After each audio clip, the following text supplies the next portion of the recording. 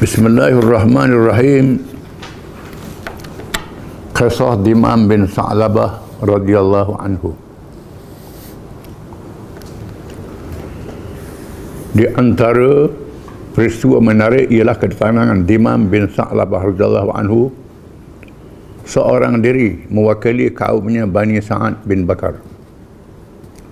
Bani Sa'ad ni ialah kabilah kepada Halimatul Sa'diyah, ibu susu pada Nabi SAW. Kalangan mereka ada adik-beradik susu Nabi, anak susu Nabi. Sebab dalam sirah Nabawiyah, pada masa Nabi kecil, peringkat bayi, di mana datuk dia hantar kepada Bani Sa'ad untuk menyusu. Kerana apa? Kerana orang Badui ni makanan dia bersih, makanan nak titik peluh sendiri, tak masuk benda-benda haram. Dan sebab itu disuruh orang darat susu anak dia supaya bersih, tak masuk benda haram. Itu tujuannya. Dan sebab itu Bani Sa'ad ni mengenali Abdul Muttalib, dan mereka tak berperang dengan Nabi SAW. Dimam bin Sa'labah ni mungkin seorang yang terpencil berkaum dia, yang berpengaruh. Mungkin dia tak tahu kisah, tapi tahu hubungan tentang Abdul Muttalib. Dia datang berjumpa dengan Nabi. Dia menunggang untanya menuju ke Madinah setelah mendengar berita bahawa kabilah-kabilah di semenanjung Arab menyerah diri, menganut Islam. Semua yang degil dapat dikalahkan dengan mudah. Dia datang dengan hati yang telah ikhlas menerima Islam setelah mendengar ajarannya yang disebarkan. Dia dengar berita Islam ni, orang lain dah masuk Islam dah ke, dia datang ke Masjid Nabi. Apabila tiba di Masjid Nabawi, dia terus mendudukkan untanya di pintu masjid dan masuk ke dalam masjid dalam keadaan dia tidak mengenali Rasulullah SAW. Dia tak pernah tengok Nabi, tak kenal Nabi. Dia masuk dalam masjid. Sebaik saja tiba dalam masjid, dia terus bertanya, mana dia cucu Abdul Muttalib? Menandakan kabilah ni kenal Abdul Muttalib, hubungan lama keluarga Nabi. Dia tahu Nabi ni cucu Abdul Muttalib. Mana cucu Abdul Muttalib?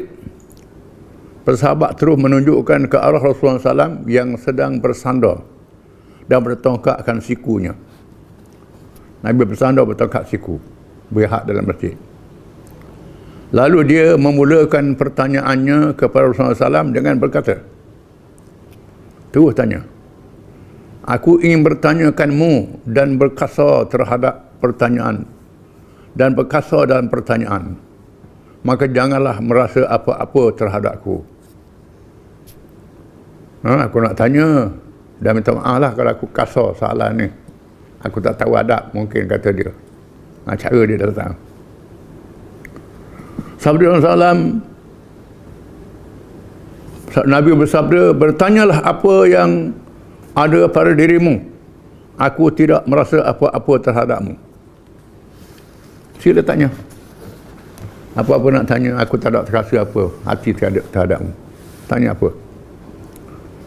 Jawapan yang tepat dengan orang yang bertanya dan melayannya secara uslub dakwah, mendekatkan orang yang bertanya dan menariknya kepada Islam. Ini uslub Nabi, kita kena belajar. Nabi jawab dengan berat. Kan dia datang dengan sopan, Nabi pun jawab dengan sopan.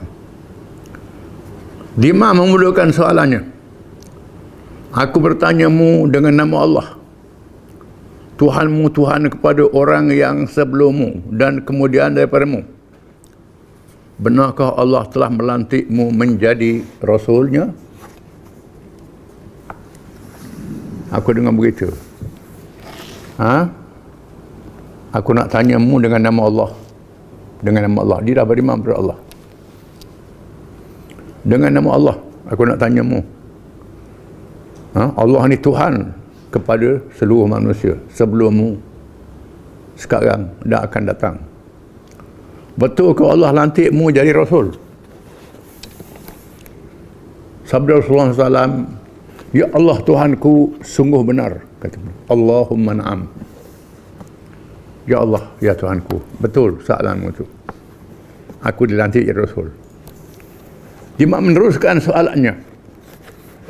Aku bertanyamu dengan nama Allah Tuhanmu dan Tuhan orang yang sebelummu dan kemudian daripadamu.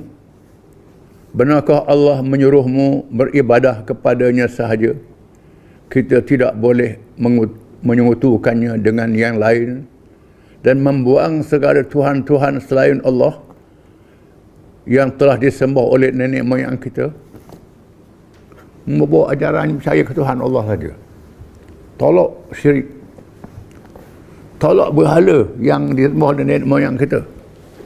Ini ajaran yang membawa ni pelik pada orang ni. Sabda Rasulullah SAW, ya Allah Tuhanku, sungguh benar. Itu betul. Itu aja yang aku bawa. Dia meneruskan soalannya. Aku bertanyamu dengan nama Allah Tuhanmu dan Tuhan orang sebelummu dan kemudian daripadamu. Benarkah Allah menyuruhmu supaya mendirikan solat 5 waktu?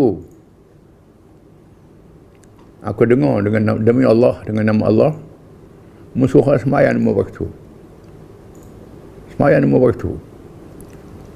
Sabda Rasulullah SAW, ya Allah Tuhanku, sungguh benar, betul. Betul. Dia bertanya lagi. Aku bertanyamu dengan nama Allah Tuhanmu dan Tuhan orang yang sebelummu dan Tuhan orang yang kemudian daripadamu. Benarkah Allah menyuruhmu supaya berpuasa sebulan Ramadan dalam setahun? Tahu dah hukum Islam. Aku dengar musuh kamu puasa bulan Ramadan. Bulan Ramadan musuh berpuasa. Sabda Rasulullah SAW, ya Allah Tuhanku, sungguh benar. Allahumma na'am. Ya, betul. Allah Tuhanku, betul. Imam bertanya lagi, aku bertanyamu dengan nama Allah Tuhanmu dan Tuhan orang sebelummu dan kemudian padamu. Benarkah Allah memerintahkan supaya dia ambil harta orang-orang yang kaya, supaya dibahagikan kepada orang-orang yang berhajat kepada pertolongan? Musuh orang ambil harta orang kaya sebahagian untuk tolong orang yang susah. Zakat maksudnya. Sabda Rasulullah SAW, ya Allah Tuhanku, ya Allahumma na'am. Ya, betul. Imam bertanya lagi, aku bertanyamu dengan nama Allah Tuhanmu dan Tuhan orang yang sebelummu dan kemudian daripadamu. Benarkah Allah menyuruhmu supaya mengerjakan haji ke Baitullah kepada orang-orang yang berkemampuan? Musuh pergi ke Mekah. Orang yang mampu kena ke Mekah buat haji. Haji ini dah berlaku zaman jahiliah. Ibrahim yang mengasahkannya. Cuma cara syirik lah. Musuh orang pergi haji ke Mekah. Sabda Rasulullah SAW, ya Allah Tuhanku, sungguh benar, betul. Akhirnya Imam menegaskan, maka sesungguhnya aku mengaku dan percaya bahawa tiada Tuhan yang sebenar malaikat Allah, dan engkau adalah Rasulullah dan hamba-Nya. Aku tunaikan segala suruhannya dan meninggalkan segala larangannya, dan aku tidak menambah lebih daripadanya. Aku pun percaya macam mu ajar tu. Aku tak tambah. Tak ada Tuhan malaikat Allah. Aku percaya. Setelah Imam beredar, dia keluar lagi. Beredar, mudah je. Masuk Islam dulu lah. Masuk Islam. Tak ada Nabi itu dia sendiri masuk Islam. Setelah Imam beredar SAW bersabda, dia masuk syurga sekiranya dia benar dalam pengakuannya. Nabi kata, Nabi jamin dia masuk syurga kalau dia benar. Umar bin Khattab berkata, aku tidak berjumpa orang yang bertanya dengan baik dan kata-kata yang padat lagi bernas sepertinya, dan dia terus mengisytiharkan Islamnya. Umar kata aku tak jumpa dia orang macam ni. Mari tanya terus masuk Islam. Tak payah ajak. Ni pelik. Kata Sayyidina Umar. Allah bin Abbas radhiyallahu anhu berkata, aku tidak melihat rombongan yang lebih afdal daripada Dimam bin Sa'labah. Walaupun mari rombongan macam-macam temu dengan Nabi banyak saat. Allah bin Abbas kata aku tak jumpa dia orang macam ni. Orang yang seperti ni aku tak pernah jumpa lah. Mari terus masuk Islam. Diriwayatkan bahawa Dimam yang pulang ke kampungnya dan mengumpulkan penduduknya terus memaki berhala Allat dan Uzza. Dia panggil orang kampung, kumpul ramai-ramai, dia maki berhala. Maki tokoh Al-Uzza. Lalu penduduk kampung berkata, wahai Dimam, apakah engkau tidak takut dihinggapi penyakit baros, penyakit bala, putih kulit? Kusta jadi gila dengan memaki Tuhan-Tuhan itu. Bahaya memaki Tuhan-Tuhan ni. Kamu takut ke jadi gila ke? Jadi penyakit ni, bahaya ni. Duk maki kata okong ni, maki berhala ni. Dengan tegas Dimam menjawab, itu semua adalah batu-batu yang tidak berkuasa mendatangkan mudarat. Sebenarnya aku telah mengisytiharkan dengan kepercayaan bahawa tiada Tuhan yang sebenar melainkan Allah dan Muhammad itu adalah Rasulullah dan hamba-Nya. Aku dah percaya dah. Semua tokoh-tokoh tu karut berlaku. Tak bermanfaat, tak bermudarat. Aku dah umum bahawa aku percaya tak ada Tuhan melainkan Allah, Muhammad Rasulullah dan hamba-Nya. Kemudian dia mengajak kaumnya masuk Islam. Dia pun ajak orang masuk Islam. Mereka menyahut ajakan Dimam sehingga tidak tinggal seorang pun, sama ada lelaki atau perempuan. Semuanya masuk Islam. Dia sendiri masuk Islam. Dia ajak orang kampung habis masuk Islam berlaku. Maka dia dapat pahala dia masuk Islam. Dia dapat pahala pula ajak orang lain masuk Islam. Dapat pahala yang sangat besar. Demikianlah kesan keberkatan hati yang ikhlas menghadap Allah untuk mencari kebenaran. Maka Allah mengurniakan hidayahnya dengan mudah dan orang-orang yang mendengarnya juga menerima dengan mudah. Pasal apa? Kita pergi khutbah sejam orang tak masuk Islam. Bersarah berdakwah sampai 2-3-4 jam. Seorang pun tak ikut. Ini bercakap tak sampai 5 minit. Orang tu masuk Islam. Mengapa boleh jadi begini? Jawabnya ialah ikhlas hati. Di mana bila ikhlas hati masuk dalam hati manusia, Tuhan jadikan begitu. Mengapa kita melihat pendakwah-pendakwah yang masuk ke Asia Tenggara ni, sebagai contoh tempat kita ni, sebahagian mereka adalah peniaga-peniaga, bukannya ulama-ulama besar.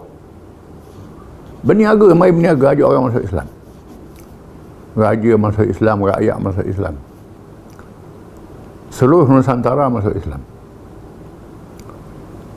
Bila orang Islam lalu di Jalan Sutera Asia Tengah, ranak ajaran yang lain, pakat masuk Islam berlaku. Bila Islam masuk, Islam masuk ke benua India, banyak orang masuk Islam. Cuma dihalang oleh penjajah. Kalau tak habis penjajah, India tu jadi Islam berlaku. Kerana penjajah. Penjajah Kristian ahli kitab, puak-puak yang tahu tapi melawan Islam, jadi penghalangnya, kepuncanya. Mengapa pendakwah-pendakwah zaman dulu boleh menarik orang yang mudah?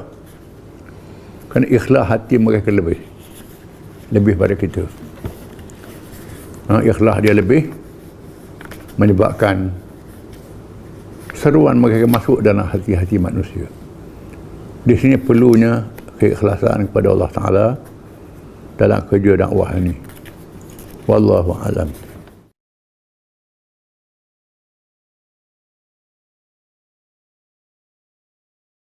Bismillahirrahmanirrahim.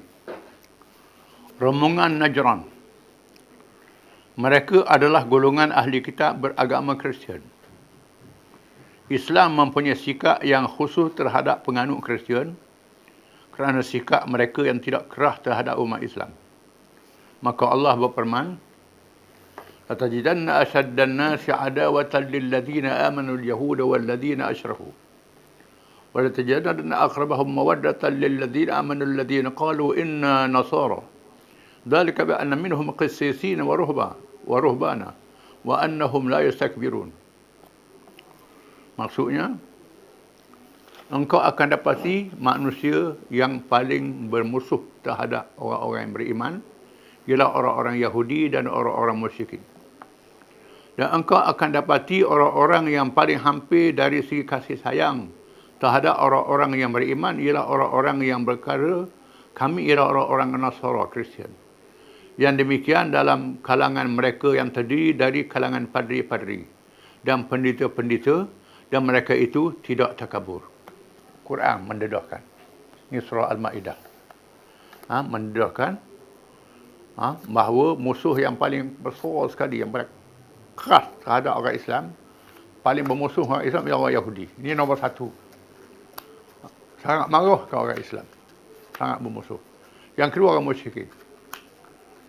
Di sana ada orang kafir yang didapati sayang ke orang Islam.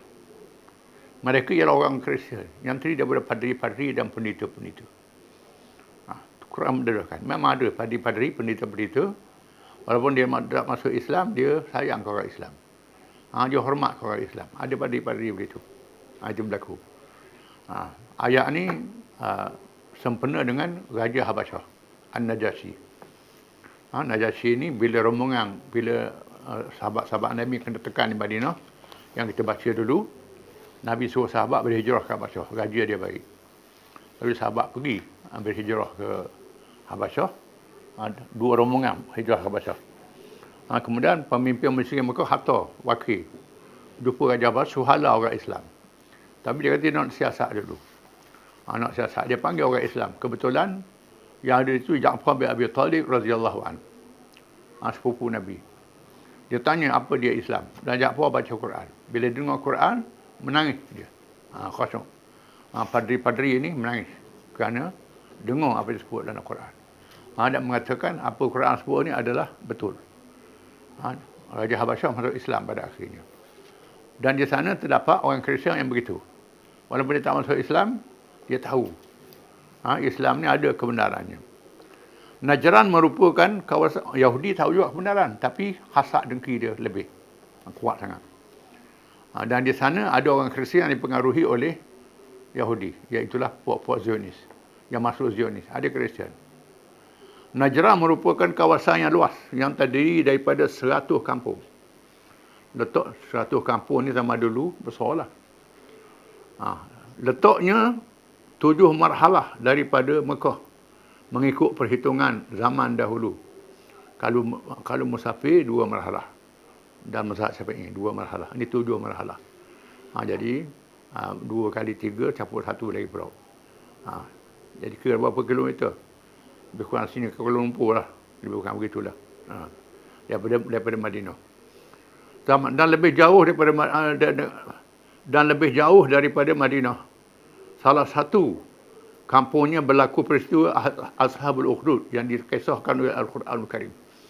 Jadi Sirah Ashabul Ukhdud dan Suratul Buruj itu bermakna orang Islam beriman dibakar dalam parit, dinyalakan api, berlaku di Najran.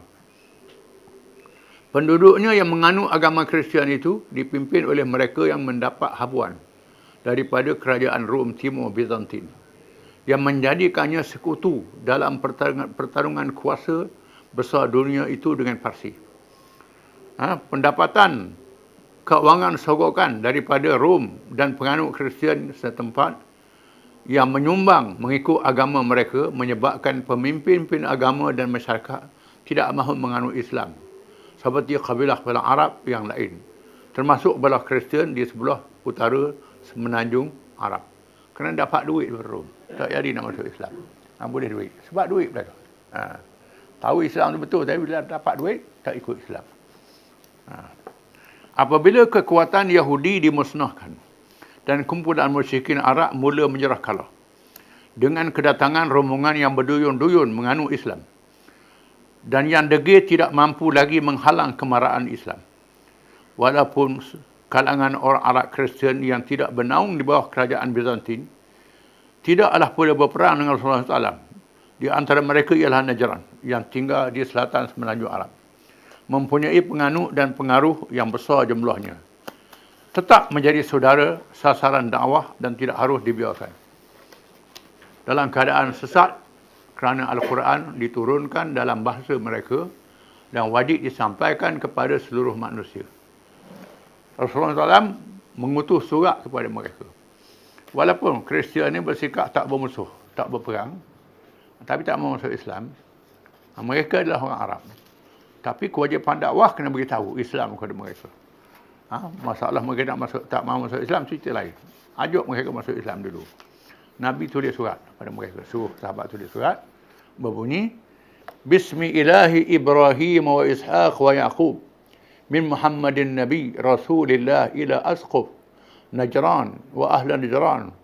Aslim wa ahli Najran. Aslim antum fa inni ahmadu ilaikum ilaha Ibrahim. Ahmadu ilaikum ilaha Ibrahim wa Ishaq wa Yaqub. Amma ba'du fa inni ad'ukum ila ibadatillahi min ibadatil ibad. Wa ad'ukum ila wilayatillahi min wilayatil ibad. Fa in abaitum fal jizyah. Fa in abaitum adantukum biharbin wassalam. Maksudnya, dengan nama Tuhan Ibrahim, Ishak dan Yaqub, itu Allah. Tuhan Nabi-Nabi. Daripada Muhammad, Nabi Rasulullah, kepada Padri Najran dan penduduk Najran. Masuk Islamlah kamu, maka sesungguhnya aku memuji di hadapan kamu akan Tuhan Ibrahim, Ishak dan Yaqub. Adapun selepas itu, aku mengajak kamu kepada mengabdikan diri kepada Allah, sahaja meninggalkan mengabdikan diri kepada hamba-hamba Allah. Aku mengajak kamu supaya berwalikan Allah, meninggalkan berwali kepada hamba-hamba Allah. Jika kamu enggan, maka hendaklah membayar jizyah, bayar cukai keselamatan. Dan jika kamu enggan juga, maka aku istiharkan perang. Maka aku istiharkan perang terhadap kamu. Wassalam. Itu surat dia. Sedap tu. Itu kerana menunjukkan karakter Islam ni kuat. Kalau kita kuat, begitulah. Kamu tak tahu paksa masuk Islam. Tapi tunduk di bawah kerajaan Islam. Sebaik saja surat dibaca, rasa gemetar dan takut mengelilingi perasaan Padri besar. Lalu ia memanggil penasihat kanannya bernama Syurahbil bin Wad'ah. Bertanyakan pendapatnya. Dia panggil penasihat kanan dia, Padri besar ni. Penasihat dia, Syurahbil bin Wad'ah. Padri jugalah. Tiba-tiba ia menjawab, Syurahbil menjawab, aku tahu berkenaan janji Allah kepada Ibrahim, berkenaan kelahiran Nabi dari zuriat Ismail. Mungkin lelaki yang mengutus surat ini. Kalau berkenaan urusan dunia, aku boleh memberi pendapat. Tetapi urusan ini aku tidak mampu memberi pendapat, kata dia. Dia tahu dah kelahiran Nabi akhir zaman. Kemudian dipanggil lagi penasihat-penasihat yang lain. Tiba-tiba mereka memberi pendapat yang sama. Suruh ia jawab. Takut hak ni Nabi sungguh ni. Hak yang dijanji oleh Nabi-Nabi zaman dulu. Tuhan beritahu dah. Akhirnya mereka bersetuju dihantar utusan ke Madinah bagi menghadap Rasulullah SAW. Rombongan utusan itu berjumlah 60 orang. Ramah. 40 daripadanya dalam kalangan bangsawan dan padri. 40 orang bangsawan padri. 20 orang lagi petugas-petugas. Mereka diketuai oleh Abdul Masih dari Kindah, Abdul Haris bin Al-Qamah dari Rabi'ah dan As-Sayyid. Sayyid nama orang. Apabila mereka sampai di Madinah, pakaian musafir diganti dengan pakaian kebesaran, berhias sutera dan bercincin emas. Nak menghadap Nabi ni. Nak menghadap Nabi, tukar pakaian berjalan. Pakaian rasmi dah. Pakaian sutera dengan emas. Pakai emas pula. Sebaik sahaja menghadap Rasulullah SAW, tiba-tiba mereka tidak dilayan. Nabi tak layan. Lalu mereka berjumpa Uthman bin Affan dan Abdul Rahman bin Auf radhiyallahu anhuma. Kenalan mereka di zaman jahiliah. Temu dengan Uthman bin Affan, Abdul Rahman bin Auf, sahabat Nabi. Mereka ni dikenal masa jahiliyah lagi, belum Islam. Sahabat Nabi ni. Kedua sahabat ini tidak mengetahui sebabnya, tak tahu. Lalu berjumpa Ali bin Abi Talib karamallahu wajah, temu Sayyidina Ali. Dan memberitahu sebab ialah pakaian kemegahan dan hiasan emas bagi lelaki yang tidak diingini oleh Rasulullah sallallahu alaihi wasallam. Sikap Rasulullah yang sangat berhikmah, sangat bijak, agar mereka dapat membezakan di antara Nabi dan Raja. Nabi buat begini, supaya tahu. Ini Nabi ni bukan Raja ni. Nabi ni tak suka pakaian rasmi ni. Nabi ni, tawaduk. Dan menjadi dalil bahawa Muhammad SAW sebenarnya Nabi dan Rasul. Dan kerajaannya adalah kerajaan ilahi, kerajaan Allah. Kerasulan dan kenabian yang menegakkan kembali Islam. Yang diselewengkan oleh mereka. Bukan berbangga dengan pakaian kebesaran, tetapi bertawaduk dengan ilmu Allah dan hidayahnya. Nabi tunjuk simbolik lah. Nabi tak layan pakaian rasmi. Pakaian biasa baru Nabi layan. Akhirnya mereka menukar pakaian kepada pakaian musafir. Tukar pakaian badik. Pakaian sah. Lalu SAW mengalukan kedatangan mereka dengan senyum. Seperti sifatnya memuliakan tetamu. Barulah Nabi buka. Tambuk. Apabila tiba waktu ibadah mereka, lalu mereka bersalat menghadap ke arah masyriq. Sahabat itu semayang secara Kristian. Agak ke arah masjid, tak naik. Bukan kiblat lah. Ada para sahabat yang mahu menghadang, tetapi dilarang oleh Rasulullah SAW. Ada sahabat larang dia semayang. Dalam masjid Nabi ni apa ni, semayang ni. Nabi kata, biar, lock dia, biar. Maka berlakulah soalan dalam perkara agama. Lepas tu berlaku soalan. Apabila Rasulullah SAW mengajak mereka masuk Islam, mereka menjawab, kami telah Islam lebih dahulu daripada kamu. Kami Islam dulu dah. Kami ikut Nabi Islam dulu dah. Rasulullah SAW bersabda kepada mereka, kadzabtum yamna'ukum minal islami salasun ibadatukum as-salib wa aklukum lahmal khinzir wa na'mukum anna lillahi walada. Kamu berbohong, kata Nabi. Muda Islam lagi. 3 perkara yang menghalang kamu menjadi Islam. Kamu menyembah salib Islam. Macam mana sembah salib? Bukan sembah Allah. Kamu memakan daging babi. Makan babi. Sedangkan Islam mengharamkan babi. Semua Nabi haramkan Nabi. Haramkan daging babi. Macam mana makan babi? Memang Kristian makan babi. Dan kamu berkata Allah mempunyai anak. Tuhan ada anak. Ini syirik. Bukan Islam ni. Apabila sampai kepada masalah Nabi Isa AS, Rasulullah menangguhkan sehingga turunnya wahyu pada esok hari. Rasulullah membaca kepada mereka surah Ali Imran yang diwahyukan untuk menjawab dan mencabar. Jadi bila tanya Nabi Isa, mereka kata Nabi Isa anak Tuhan. Nabi kata, dah bukan anak Tuhan, hamba Tuhan. Nabi senyap, Nabi tak jawab. Tak jawab panjang, turun wahyu. Tangguh wahyu turun. Nabi baca depan mereka. Surah Al-Imran. Inna masala Isa inda Allahi kamathali Adam. Khalaqahu min turabin thumma qala lahu kun fayakun. Al-haqqu min rabbika fala takun minal mumtarin. فمن حاجك فيه من بعد ما جاءك من العلم فقل تعالوا ندعو أبناءنا وأبناءكم ونساءنا ونساءكم وأنفسنا وأنفسكم ثم نبتهل فنجعل لعنة الله على الكاذبين إن هذا لهو القصص الحق وما من إله إلا الله وإن الله لهو العزيز الحكيم فإن تولوا فإن الله عليم بالمفسدين. Sesungguhnya bandingan Isa di sisi Allah seperti Adam. Dia menciptanya daripada tanah, kemudian dia berfirman kepadanya, jadilah. Maka jadilah ia. Kebenaran itu daripada Tuhanmu, maka janganlah kamu termasuk dalam kalangan orang-orang yang ragu. Maka sesiapa yang hendak berhujah lagi setelah datang ilmu kepada kamu berkenaannya, maka katakanlah kepada mereka, marilah kita panggil anak-anakku dan anak-anak kamu, perempuan-perempuanku dan perempuan-perempuan kamu. Kemudian kita bermubahalah dengan kita memohon kepada Allah supaya laknat terjadi ke atas orang-orang yang bohong. Sesungguhnya ini adalah kisah yang benar dan tiada Tuhan yang sebenar melainkan Allah, dan Allah itu maha perkasa lagi maha bijaksana. Maka jika kamu berpaling, maka Allah maha mengetahui terhadap orang-orang yang melakukan kejahatan. Ayat ini menjawab soalan tentang Nabi Isa AS. Allah Ta'ala pernah menjadikan Adam tak ada mak, tak ada ayah, dengan kun fayakun.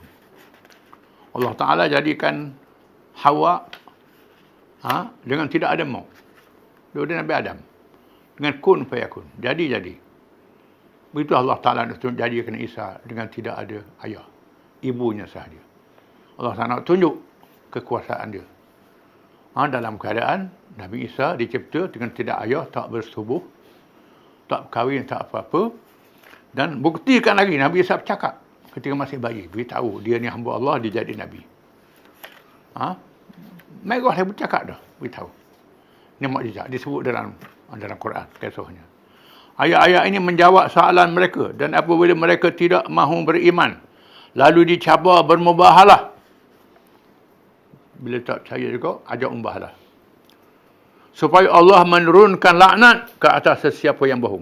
Rasulullah SAW bersedia dengan dua cucunya Hasan dan Husain, putrinya Fatimah, menantunya Ali, Aisyah dan Hafsah radhiyallahu anhum.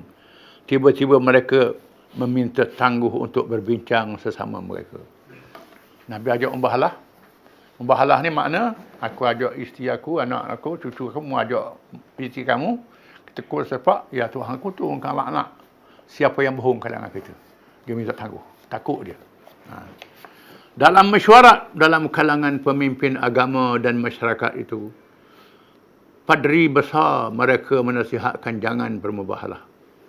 Nanti akan turun bencana yang akan memusnahkan mereka semuanya, kerana menjadi Muhammad SAW adalah Rasulullah. Mereka bersetuju untuk berdamai dan membayar jizyah. Cadangan mereka diterima oleh Rasulullah SAW. Mereka tak mau membalas, tapi tak mau masuk Islam, sanggup bayar cukai.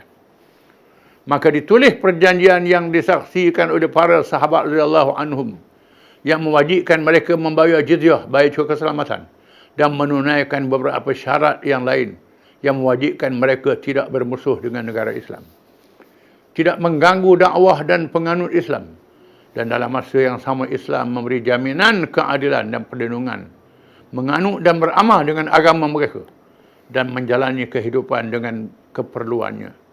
Ketika berada di mana, diizinkan mereka bebas menganut agama. Apa dibenar oleh agama mereka, kita tak diganggu.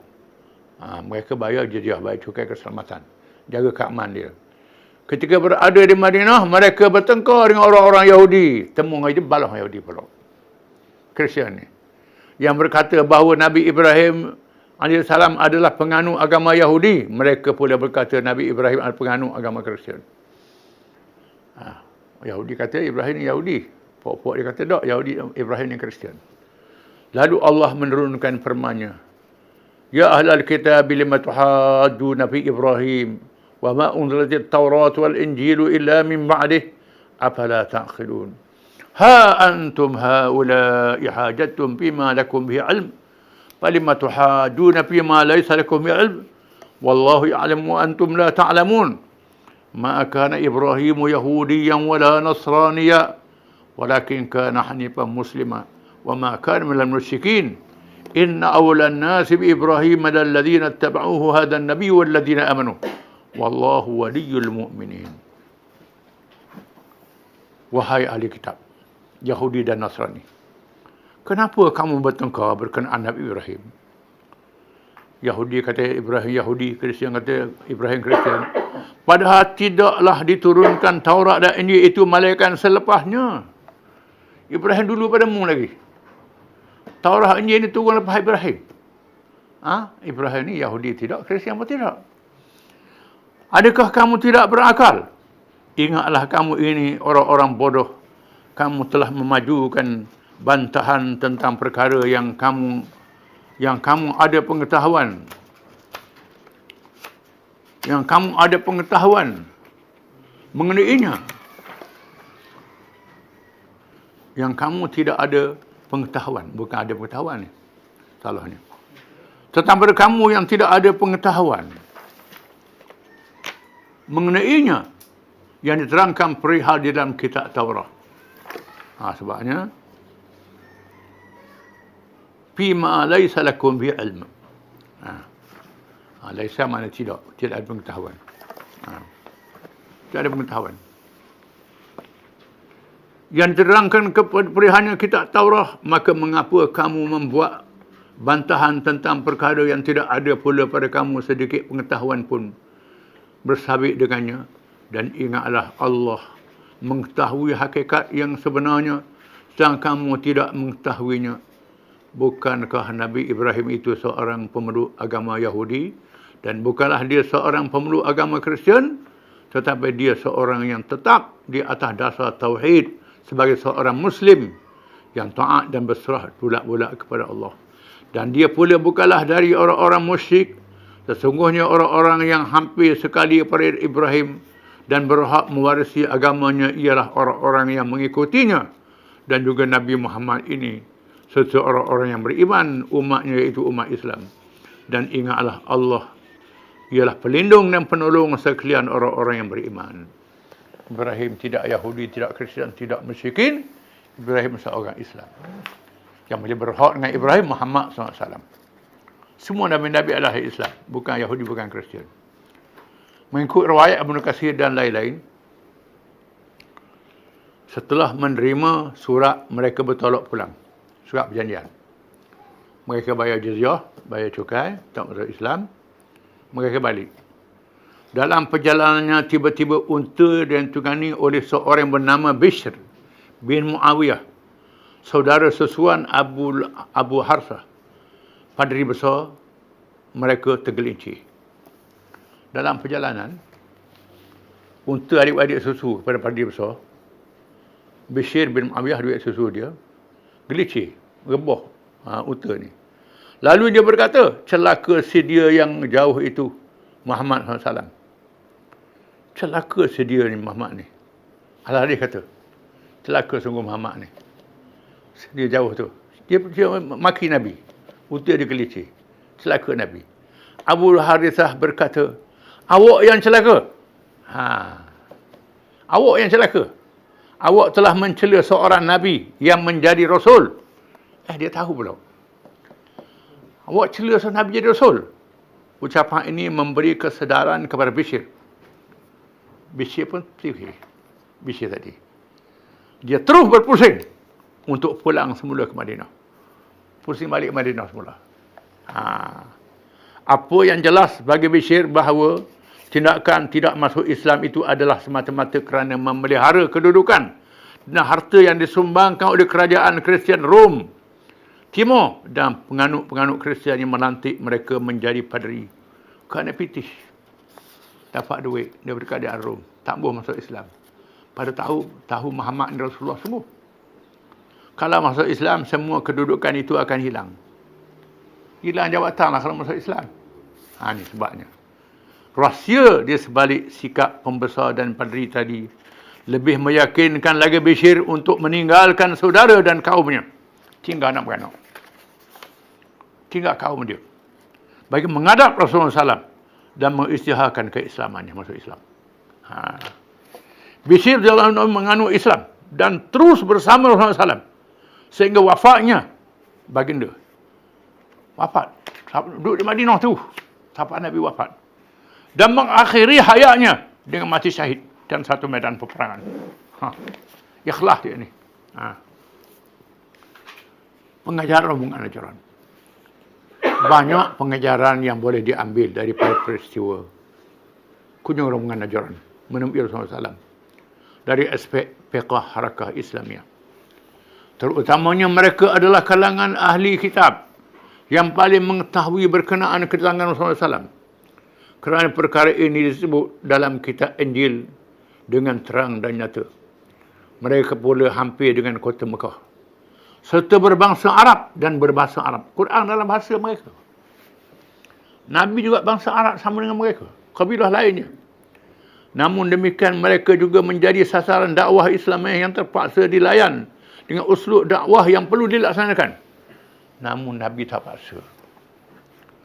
Ini uslub dakwah, tak boleh paksa orang masuk Islam. Islam tu kena redha hati. Di antara pengajaran yang dapat ditorekai daripadanya ialah yang pertama, pendedahan rahsia. Pengetahuan penganut Kristian berkenaan kelahiran Nabi akhir zaman, Muhammad sallallahu alaihi wasallam, apabila wujud dalam kalangan mereka Bishr bin Muawiyah radhiyallahu an. Jadi sahabat Nabi lah ni. Orang yang tidak boleh dihalang untuk mendapat hidayah Allah, lalu menganut Islam dengan menolak segala kepentingan duniawi dan meninggalkan kekufuran agama Kristian. Di sini menunjukkan bahawa aling saja tak cukup kalau tak dapat hidayah. Padahal adik-adik dia itu padri besar.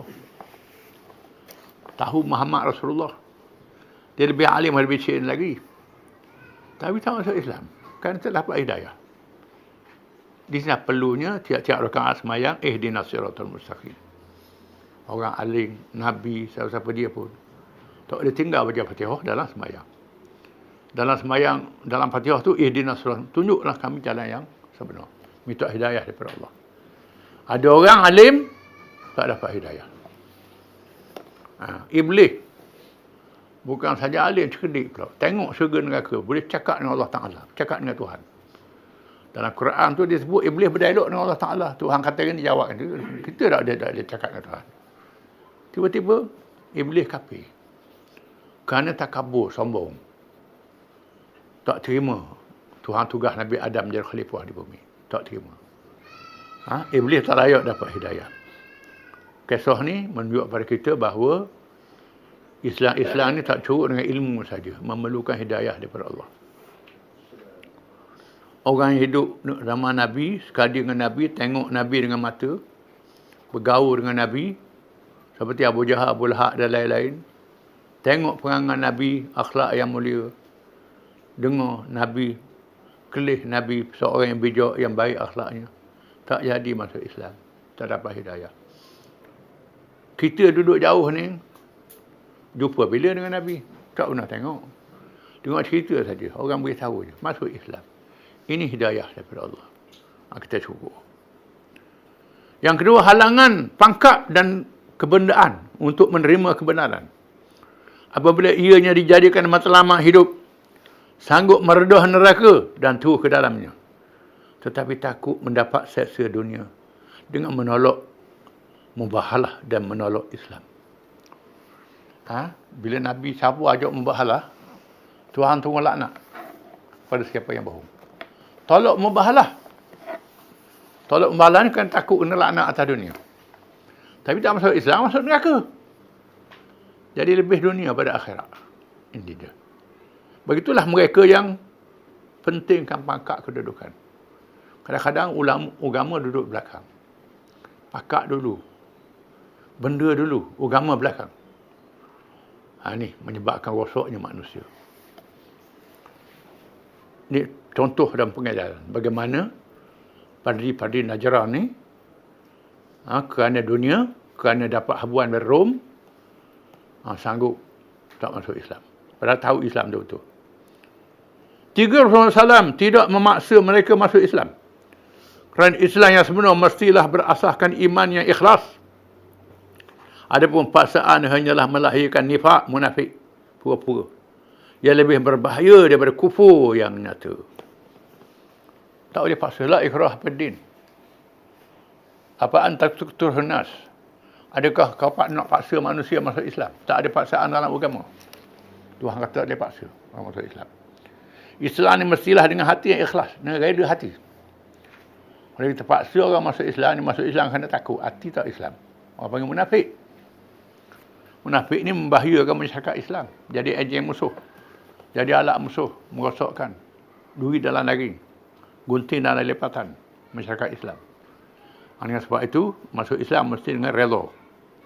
Yang keempat, membiarkan mereka beribadah dengan cara mereka dengan bebas adalah hak individu dan kaum bukan Islam dalam kehidupan dunia. Seterusnya kehidupan dunia hanya peluang untuk berfikir dan memilih Islam yang benar secara sukarela. Sebaik saja mati yang menjadi pintu alam akhirat, tiada guna lagi menyesal. Yang akhirnya ialah bila mereka nak semayang dalam masjid Nabi. Sahabat nak larang, Nabi kata jangan, biar mereka semayang. Menunjukkan kebebasan beribadat kepada orang bukan Islam dalam negara Islam. Dia nak buat upacara ibadat mereka, biarkan. Kalau kita nak ajak dia masuk Islam, ajak tidak dengan paksa. Biar dia ibadat, beri peluang dia memikir. Kita baca kisah dulu bagaimana Saqif yang sembah berhala, akhir masuk Islam, dia pecah sendiri berhala tu. Dia suruh orang pecah berhala. Kalau orang Mekah, pecah sendiri berhala tu. Bila masuk Islam, pecah sendiri berhala. Biar dia musnahkan rumah dia sendiri. Atau tukar gereja jadi masjid. Macam berlaku di Eropah. Berlaku di banyak tempat. Di mana orang Kristian masuk Islam, gereja buang salib, buang patung, jadi masjid. Boleh jadi begitu. Jadi, beri kebebasan beribadat, peluang untuk dia berfikir. Kalau dia fikir betul-betul masuk Islam. Kalau dah mati, tak ada peluang lagi. Mati ni ialah terus masuk alam akhirat. Tak guna dah nak masuk Islam lepas mati. Masuk Islam belum mati. Nyawa sampai halqam, tak terima dah taubat. Wallahu a'lam.